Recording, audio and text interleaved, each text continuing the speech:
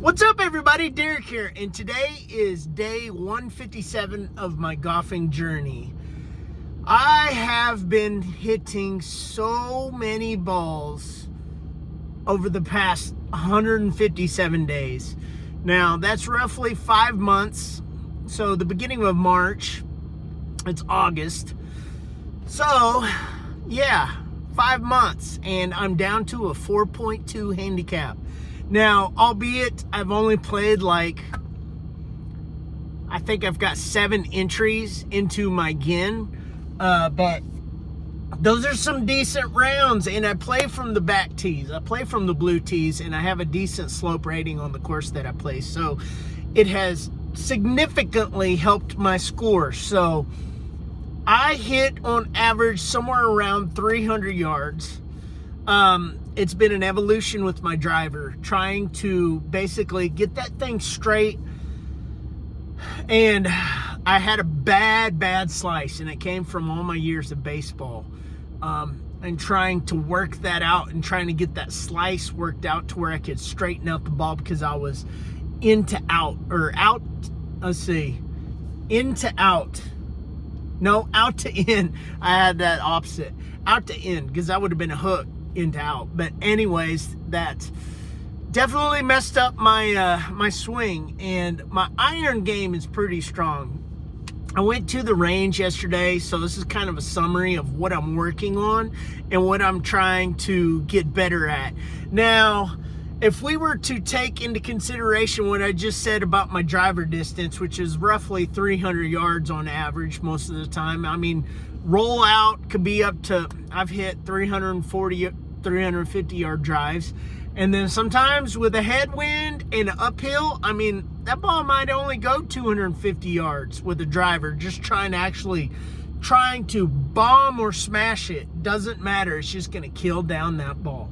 And my backspin, now that I've worked out my slice, my backspin numbers have come down significantly, and I'm able to get them around the 2,000 to 2,400 range, which, if you're a golf nerd and you study the analytics behind the ball statistics and what a ball actually does in flight, that's a good number, because a draw will get a little bit more top spin as opposed to a slice. A slice has tons of backspin on it.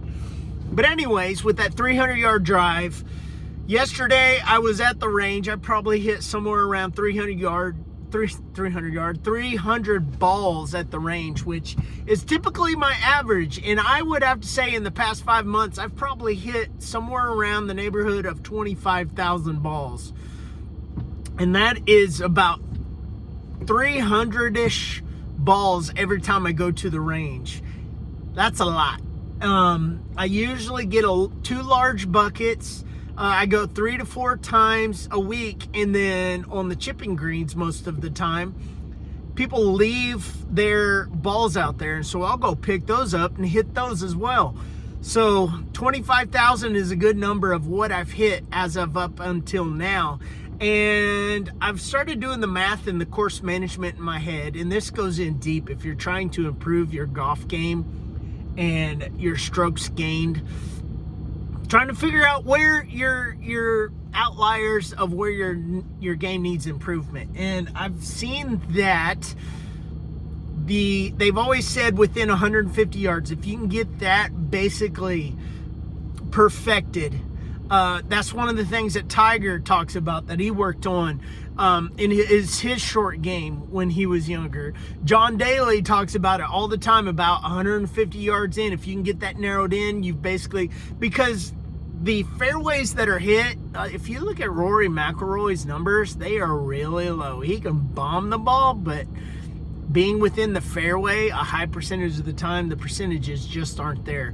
And hitting your driver distance, having the chances of getting it further down there are a lot better. Now, if I take my 300 yard drive into consideration, let's just say it's a 300 yard drive. We've got a par 4, 400 and something yards. That's going to be, 140 yards, depending on the pin, 140 yards to 180, maybe even 200. So if I can get the 140 to 200, that's close to that 150 in. So yesterday I was working on I had 2 pins on the range. I have 2 small greens, and I was hitting off the mat.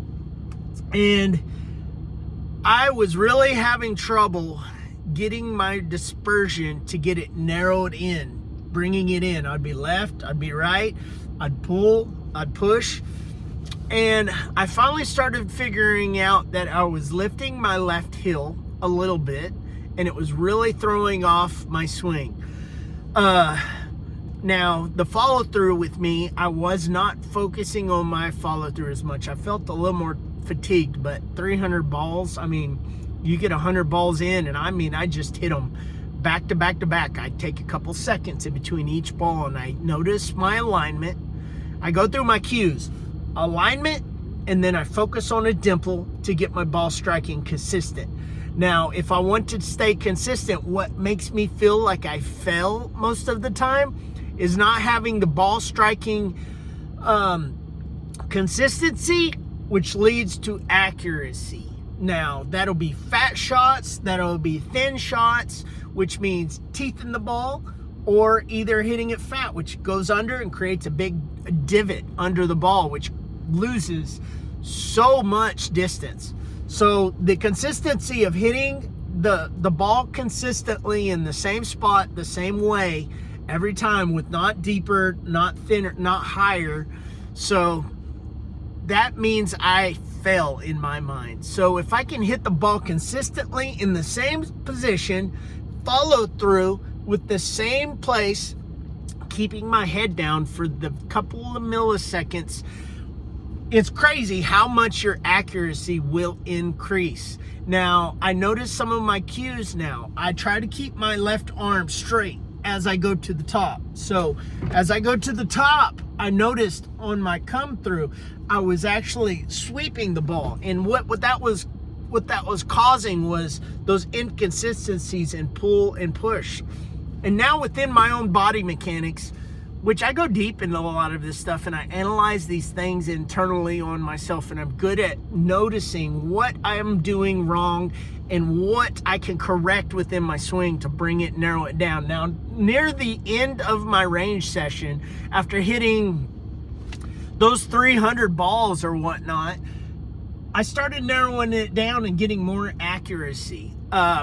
Those last 50 balls with 165-yard pins on those greens, I should have stated that before. It was 165 yards with my 5-iron because I had a headwind. So it was knocking down the ball quite a bit. My 7-iron would have been right on at that 165 with no wind. And the elevation was about equal. So it was about the same to where those pins are.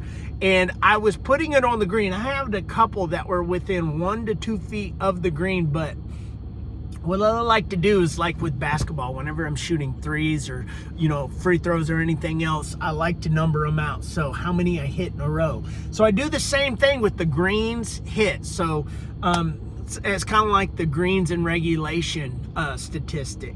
I do it to myself on the range. So I play it, I take my time, I alignment, keep my head on the ball, come back slow in my backspin. But what I noticed is, since I was coming straight and then keeping my arm straight, the way my body and my mechanics works, I was coming through and I was pulling and I was pushing, so right and left.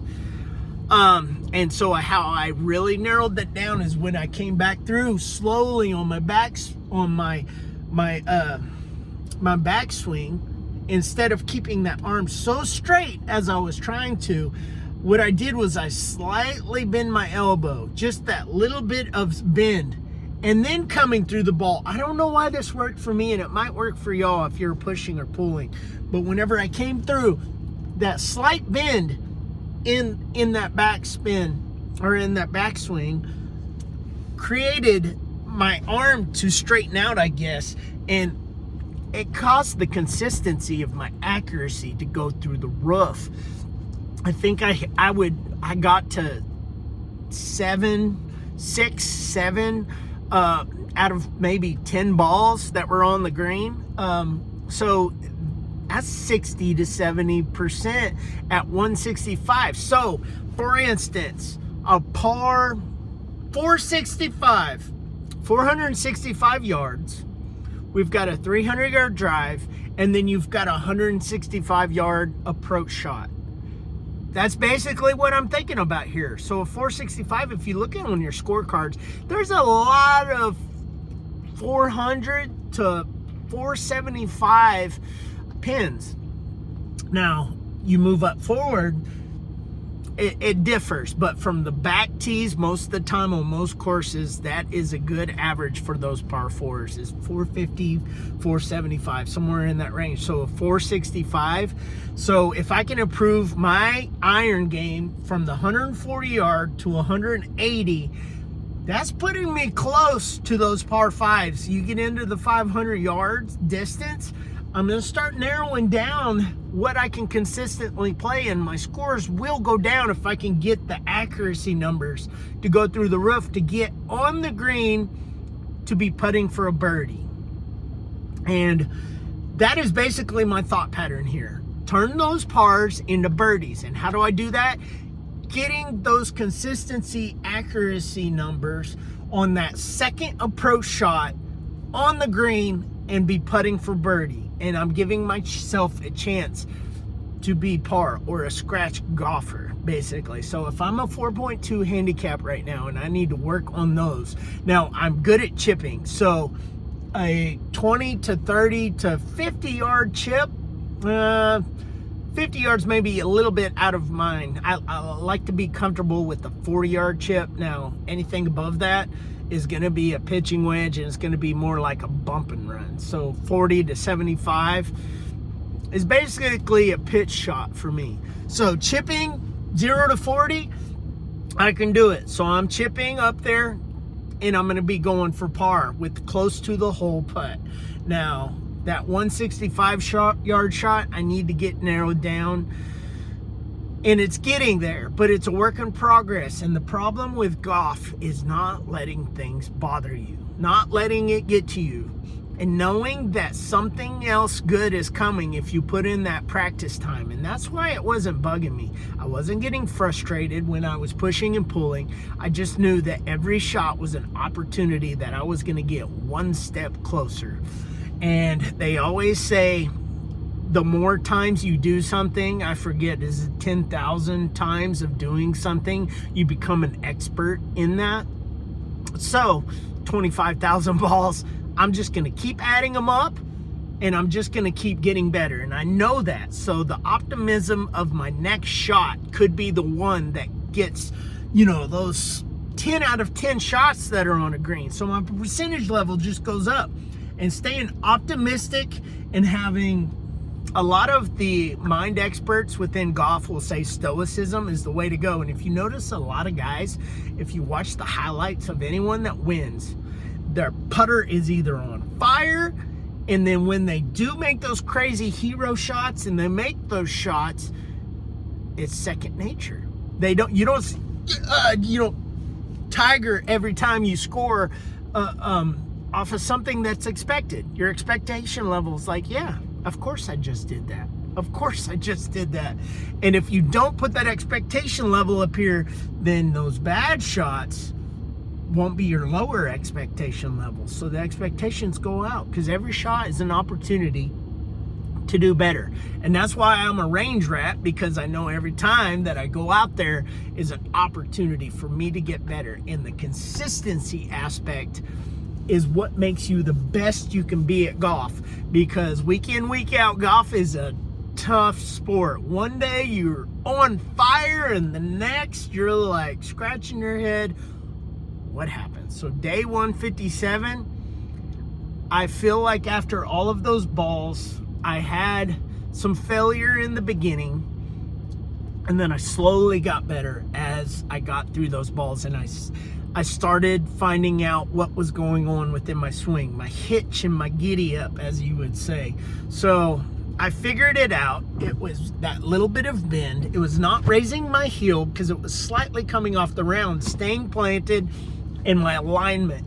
I noticed my alignment. I put an iron on the ground, pointed straight at the flag, and my alignment was just a hair off, and I was pulling it. And I was wondering why I was pulling it. It's because my alignment was off. Once I got that sorted out and all those other little things, the accuracy was coming in, and I play a slight fade, so it was going to the right, just a little bit of a cut.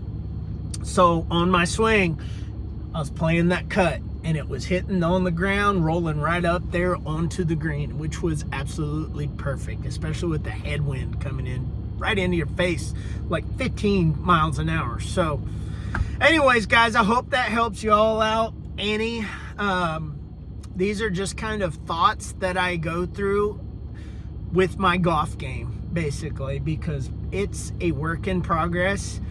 And I know I am a newbie. I'm green.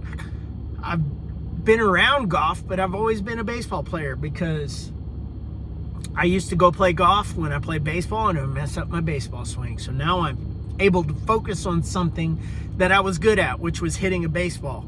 And now I'm getting good at hitting a golf ball. And I'm transforming my golf game because it's transitioning from the range to the course. I'm just remembering my cues, what I need to focus on. Mishits are usually because you're pulling your head.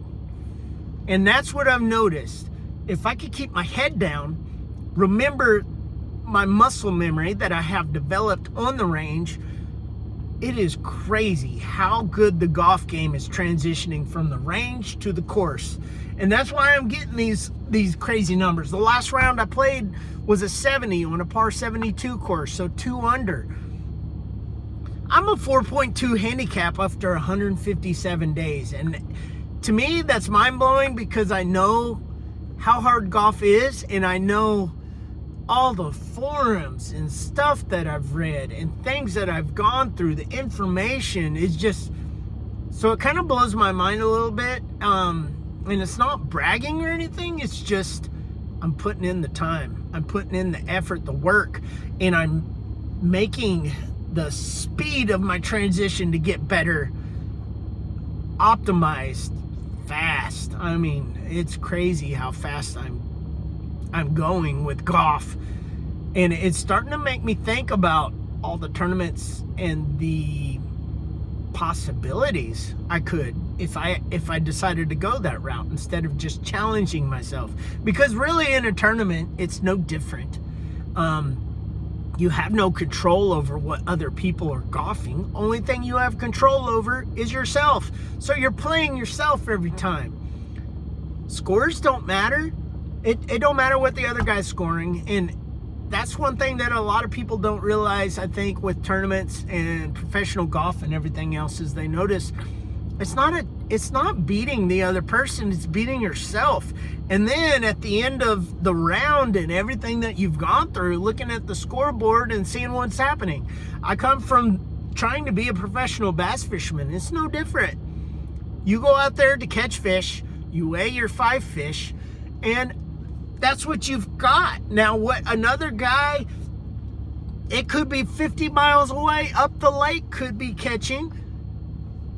Who knows? It's a different part of the lake. It's a different way of fishing. It's all of those variables are thrown out. So he's going to weigh the same fish at the same place, and you'll see who ends up better. And that's why it's all about playing yourself, because it's all up here in golf, I've noticed. Don't let emotion overtake you. Don't let it get you frustrated. Things happen. Let it go. And my kids, I tell them, let it go. Just like Elsa and Frozen. That's a good lesson. I guess Disney did put a good lesson out. But anyways, guys, thanks for watching. Subscribe if you haven't already. Like this video if you liked it, and I'll see you guys in the next one.